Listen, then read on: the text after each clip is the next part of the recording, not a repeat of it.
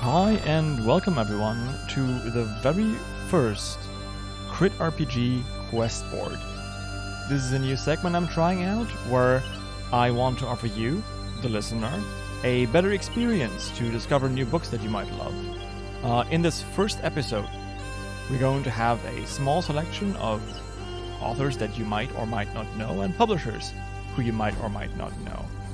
These are the following: Plum Parrot with the third book of his Victor of Tucson series and his new book, Cyber Dreams. Portal Books with Loremaster and Darkest Core. Royal Guard Publishing with Sentinel of Earth and the Grieving Lands.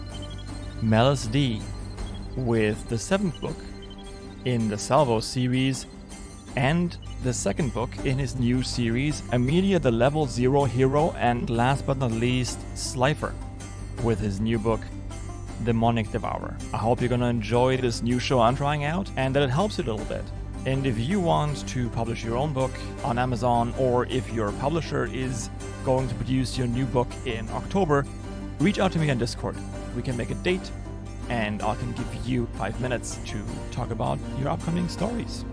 I'd love to have you. All right, let's go on with the show. First up, we have Plum Parrot. Hi.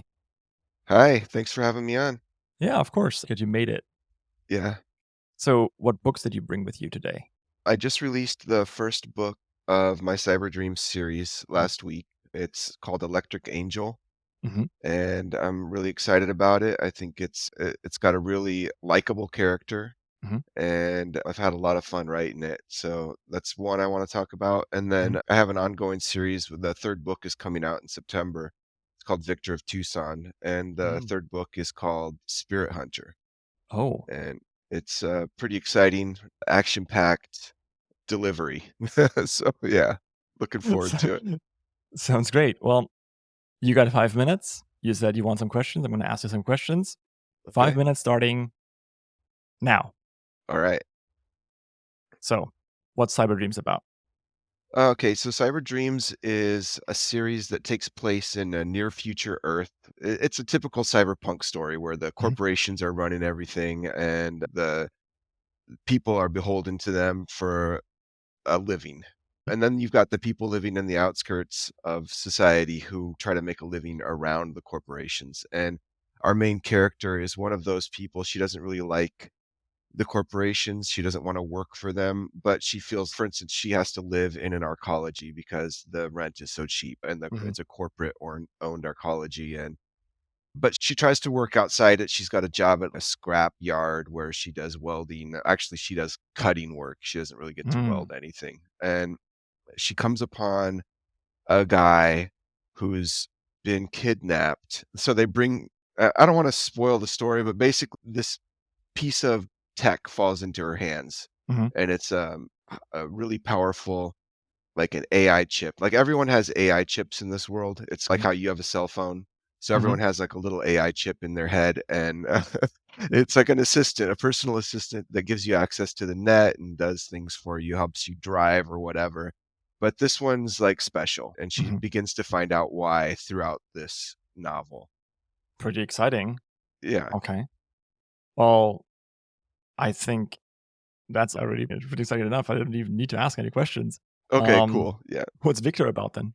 Okay, so Victor is an ongoing story. This is my third book, but I'll give you a baseline. It's about a guy, a young kid, like 18, who lives in Tucson. And one day, inexplicably, he gets summoned to a fantasy world where there's a system that governs things. It's like a typical system story, LitRPG, progression fantasy in that regard. But yeah, exactly. But it's a brutal introduction for him. He gets the people who summon him find him like useless. They're not really interested in him, and they sell him to a guy who runs a pit fighting operation. That's very relatable. That's how I feel whenever I join a new job. So yeah, I can see where you're coming from. Okay, there you go. So Victor's thrown into this mess, and he begins to. He's not a kind of guy who rolls over. and he fights, and that's kind of, I guess that's the theme of Victor of Tucson. He fights. He fights for to get out of the pits, and then later he fights to get out of another place, and he gets into dungeons, and he's a character who struggles with a lot of emotions, and he's a very blunt, vulgar, like he has a I guess you might call it a limited vocabulary at the beginning of the novel, but he does grow and he does become more likable, I think. And so that's one of the things. I've gotten a few one-star reviews on Amazon because Victor cusses too much, but he does develop more of a vocabulary as he advances through these stories. But he's a good guy. It's a fun story. I try to remember to keep things fun, even though he does suffer setbacks and it's a Mm. tough world to live in. But I know that readers like to see those numbers go up and they like to see the main character have some success. Yeah. Yeah. Anyway, I don't know. I'm rambling. But yeah, that sounds pretty good. Really great promotion. If you want to read a story that has received several one-star reviews. Right? No, it's gotten some good reviews too. But yeah, in fact, the only CritRPG RPG QuestBoard, everyone. Thank you so much. yeah, no. The only one-star reviews he's gotten are because of his foul language. Let's put it that way. See, that's good. If you want to read a fucking good story, there you go. There you go. There you go. Yeah.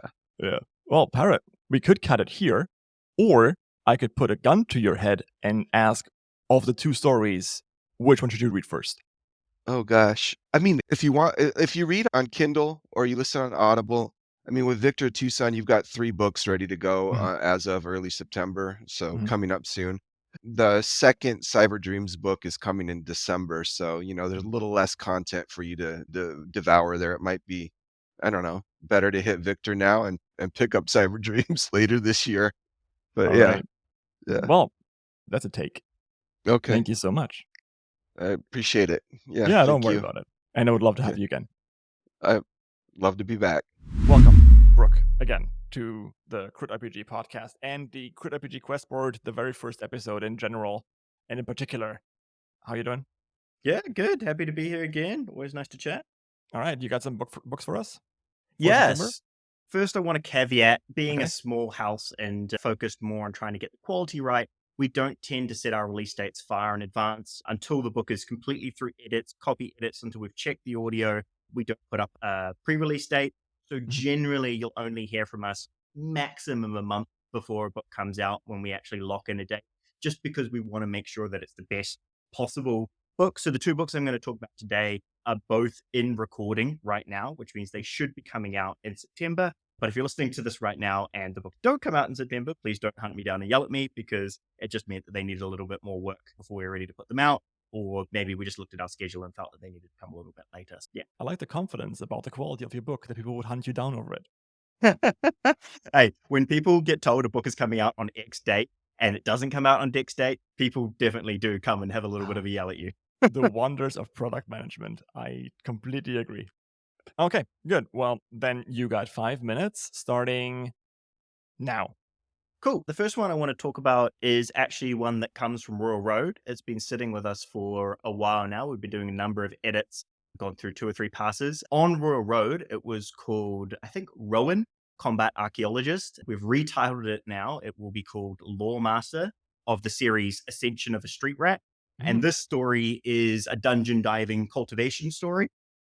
We're working on it a while now. It is very much kind of epic fantasy, high fantasy story about a man who lives in a fantasy world. So it's not your isekai or any kind of modern threads. It is set in a fantasy world. It follows a street rat who nearly dies one day and is picked up by some adventurers, taught the ways of cultivation and dungeon diving, and sent to an adventuring school to learn about magic and how to fight monsters and dive into dungeons. Unfortunately, in this world, most adventurers are noblemen, rich people, people who have the funds and abilities to put themselves through these academies. He is the opposite, coming from background of a thief and not quite murderer. So he doesn't fit in particularly well in this society, in this new environment. And so he basically has to claw for any grades, any recognition, any friends that he manages to make in this environment. He makes friends, he makes enemies.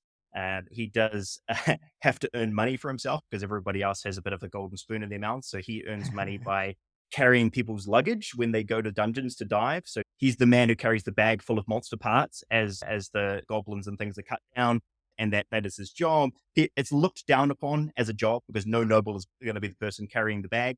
But because he doesn't really have those qualms, he actually gets to go into a lot more dungeons than anyone else. And over that time, it allows him to absorb more mana. It allows him to work on his fighting, his sword work, etc. And he actually starts to build more and more skills, more and more power. And as the title would suggest, the ascension of a street rat, over time, his power does come to full fruition. So yeah, it's a really interesting story. I would call it a magical school / cultivation story in the probably high young adult to low adult bracket in terms of writing style. And it has been on a rural road for a while, but it's significantly changed versus the story you'll see there. And the author is Lighthouse, although I believe they'll be using their real name for the title, but I want to double check that before I announce anything on the podcast. As you should. Okay, so you're basically saying we got that in the bag. Yeah, so that's that one, and that should hopefully be coming out next month.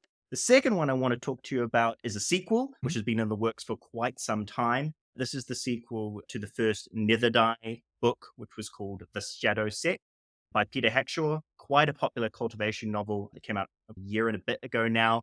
Just due to personal reasons and just how their writing schedule was going, that book has been in the works for quite some time, but is now finished. And so the second book will hopefully be coming out next month, and it is called The Darkest Core. This story, I think the best analogy we've had is it's a kind of a dark high fantasy. It's similar to The Witcher meets Avatar: The Last Airbender. So there's lots of different elemental magic styles in this world. There's lots of cultivation of fire, ice, wind, etc. This guy starts off as I don't want to give any spoilers, so if you haven't read the first book, stop listening now. But this guy started don't off stop as... listening. I need those listeners. Okay, don't stop listening, but I'll try not to spoil too much. Essentially, this guy starts off as a servant in a cultivation set. Power was not meant for him, but through a series of events, he does discover his own powers and becomes the first ever wielder of the darkness affinity in this world. And that sets him off on a journey of discovery, trying to figure out how his powers work, given that there's no one else who wields this affinity to learn from. And in the process of getting his powers, he makes, as usual, a bunch of enemies. He's hunted by various human and other entities in this world because of the powers that he wields. And I believe the tagline for the second book is something along the lines of, even the gods do not want him to figure out the power of the darkest core. It's a very gritty, not quite grimdark, but more realistic, slightly more Eurocentric cultivation story, but very heavily wuxia and shansha inspired. Oh, okay. Well, that was your time already. All right, there we go. Boom. On point. Oh, okay. Thank you so much. And I'll see you next month, hopefully. Cheers. So, next up, MelasD. Hi, And you're here to talk to us about... my audiobook releases, so that's coming out in the next month. Awesome. I'm looking forward to it so much.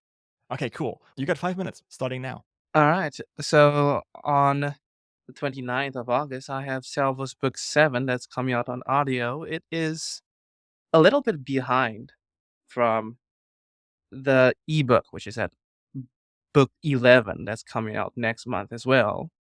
And it's just a continuation of, in my opinion, one of my favorite arcs of Salvos, where she basically just comes back from this long training arc, and she's so much stronger now. And there's so many cool moments and a lot of good payoff moments in that book.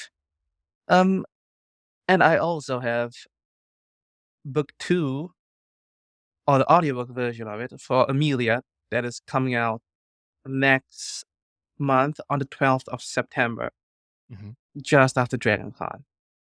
And it's Amelia as a series is more of an OPMC story, but book 2 leans a little bit more on the characters. It's a lot more slice of life. There's a lot of character development going on, and I feel like it was a lot more well received, at least by my patrons, than book 1 of Amelia. So if you listen to Amelia book 1 and you think that there have been more slice of life, have been more, you know, introspective moments, a lot of more character dynamics explored, I think you should give it a listen, especially since it's narrated by the wonderful Mayor Trevathan, who does a great job of narrating in general, but in my opinion, she does a fantastic job of narrating Amelia specifically. Hmm. Yeah, that sounds amazing. Huh.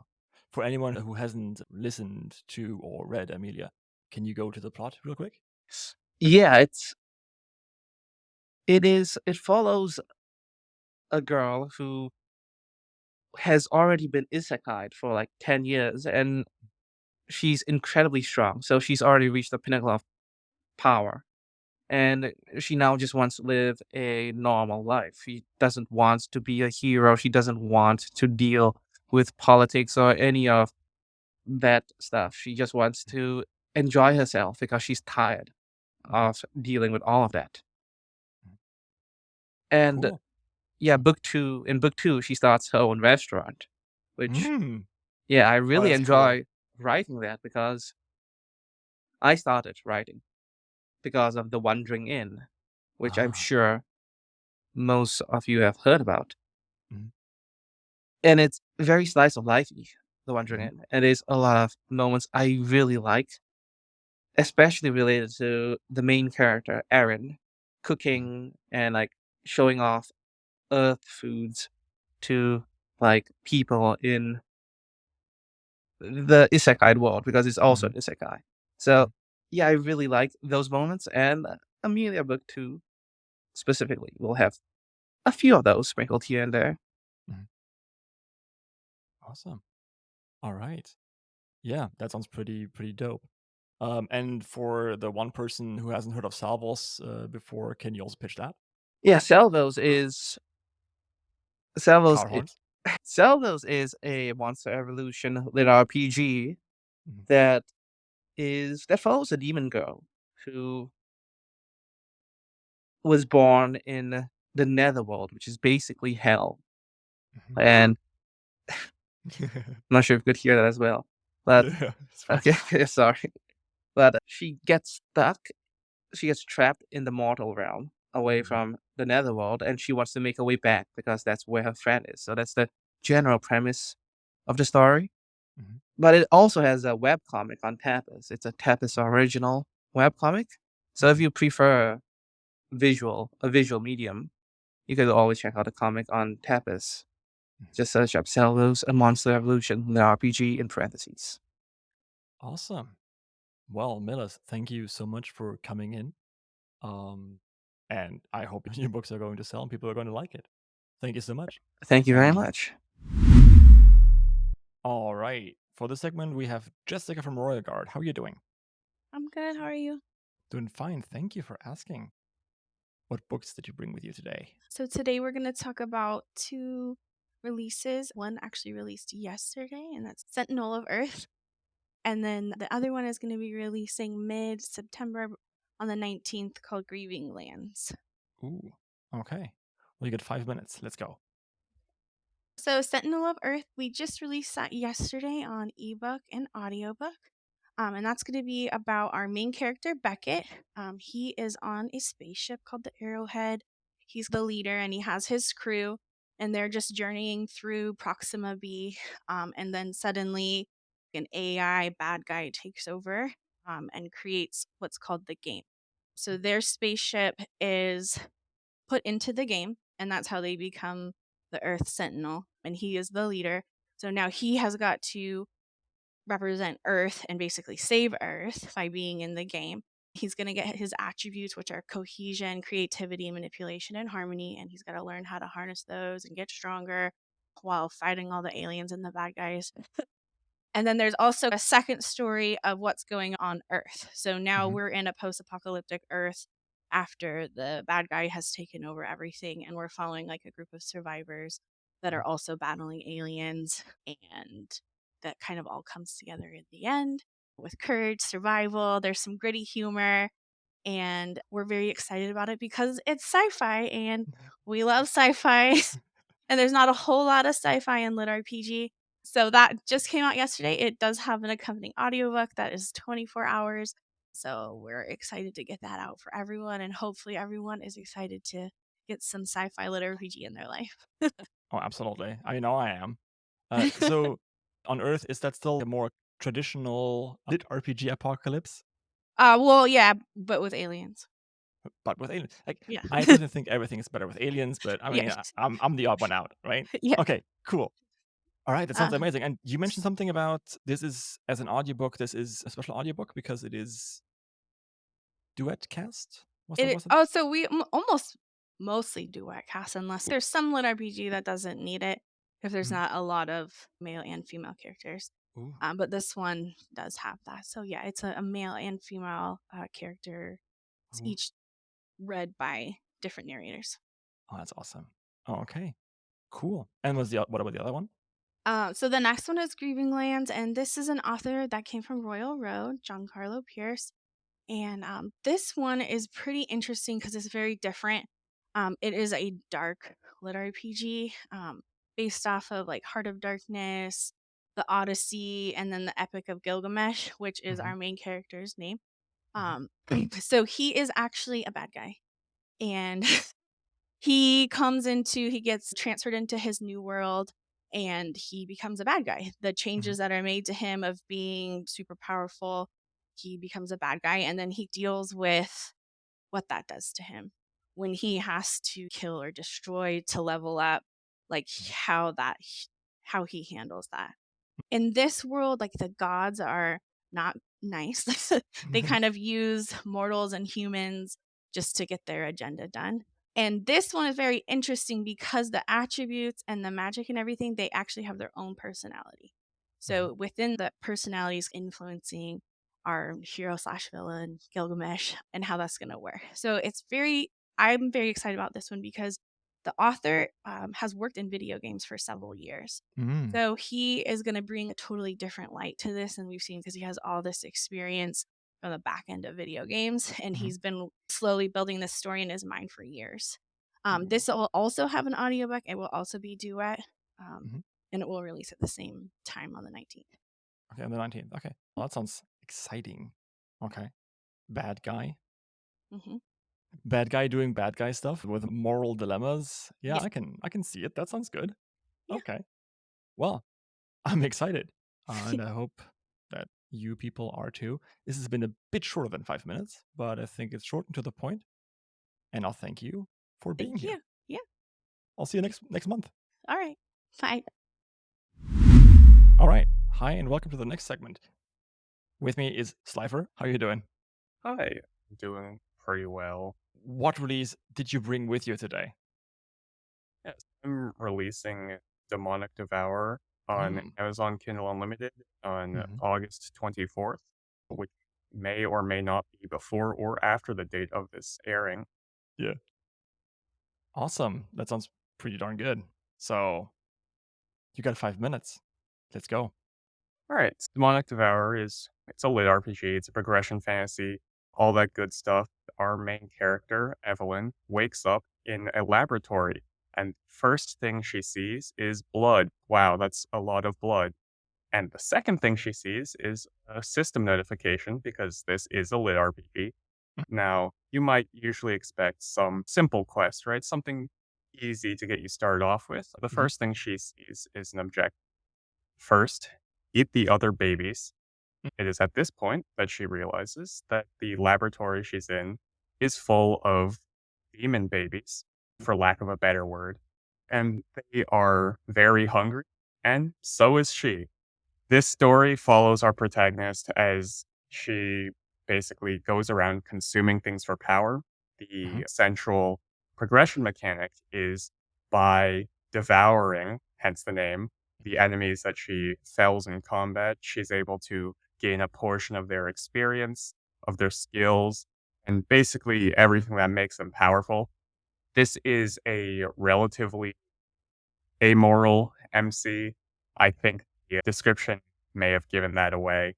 But she does eventually make friends, so good for her. And yeah, it's got a lot of action, a lot of blood, and I'm hoping people will like it. It's got a pretty good rating on Royal Road, so I guess people do like it. Yeah, actually peaked at number 18 on the best rated list on Royal Road. Looks like there is quite a large fan base for eating babies. Who would have thought? Yeah, they're hungry for more. Yeah. Just to clarify to anyone who might have been a little put off by this admittedly somewhat horrific description, there's no explicit eating of human babies or anything. It's just monsters and people that definitely had it coming to them. This main character is amoral, but not necessarily completely evil. I didn't want readers to feel like they were maybe empathizing with someone who was a complete piece of shit. I there's I think a pretty good balance between violence and keeping the most gory parts, the actual eating, Mhm. to a minimum. But I think I managed to strike that balance pretty well. And yeah, I'm excited to see what people think of it. Yeah, me too. Man, that sounds amazing. As we're recording this, the launch is tomorrow. Are you excited yet? This is my, I think, third, no, fourth book launch on Amazon. I'm pretty excited, as I usually am. You would think that after a few books out that the nerves would get better, but no, not at all. I'm equal parts excited and nervous. Here's hoping it goes well. Mhm. Um, Either way, I got 2 books in the series written already, and a third is well on its way. No matter how it performs, I do love this story, so I'll be keeping it going for some time. Awesome. Slifer, thank you so much. If you are hungry for more, there's going to be a new book for you to devour tomorrow, or I think at the point where this podcast is launching. Slifer, thank you so much for coming in, and I wish you all the best. Thank you for having me. Yeah, of course. And please do come again. All right.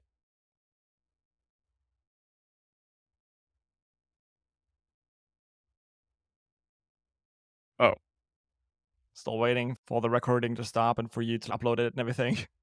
It's Riverside does this. They